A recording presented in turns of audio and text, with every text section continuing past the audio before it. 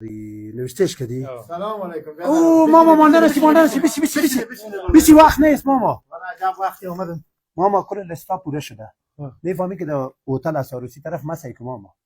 هتل ما طرف تو چی سعی کنم خدا خرابت کنم میره بده. من میخواستم خودم بانم برات. یه ذره فکر طبیعی که نو خریده. کل لست پوره شده ماما. ما سوار نو زده میره نو. یوم نو.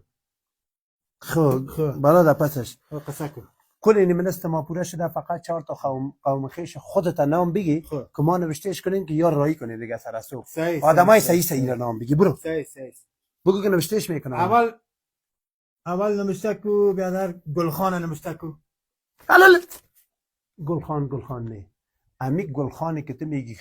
گلخان اول خو گلام نیست دوم خانم نیست امی آدم 2 تا بچه‌اش عروسی کرد امی ما آدمی دور برشیم تو میگشتیم دیگه عروسیش تو کلا کشک میکردیم نگفت که بیا غوری نانا بابا نوشتن که یک گشنا آدمی از تو به درد نمیخوره دیگه شب بگو دیگه دیگه نوشته نمیکنه نه بلبل شاه نوشته کو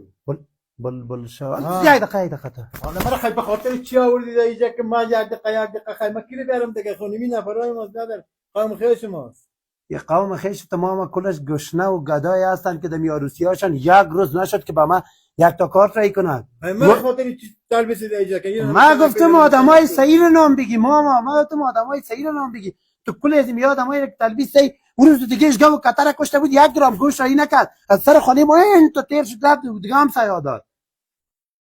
توتی گل نمیشته توتی گل دروغ میگه بچه اونمو با شپرانی است که کل بودنا را در گندم میگیره او هم نوشته نکن هم نوشتن کل گندمای مردم پایمان کرده آوردی دیگه ما میخزم میرم بعد یکی کل بختام خیج خاطر چی آوردی خیمرم میگه ماما یک دقیقه خیر یک آدم به صحیح نام بگی خیر ماما قار نکو بشی خیر است نمشته که بعد سناگل نمشته که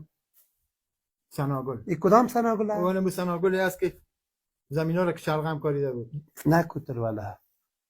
نکورام نوشتن ماما می تو هیچ قوم خیشی تو صحیح نداری که یک در یک تایشان در موتر به کل ازی با اسکلکی هست حالا می سناگل چه کرده بود می سناگل هم صحیح آدم نیست 6 خروار شلغم فروخت یک سیر رایی نکرد ما میریم بابا نه سناگل گرفتی نه گلخان گرفتی کل قوم خیش خود گرفتی دیگه ما دیگه خیر ماما دیگه شپشی نکو یک نام دیگه بگو برات میگیرم خیر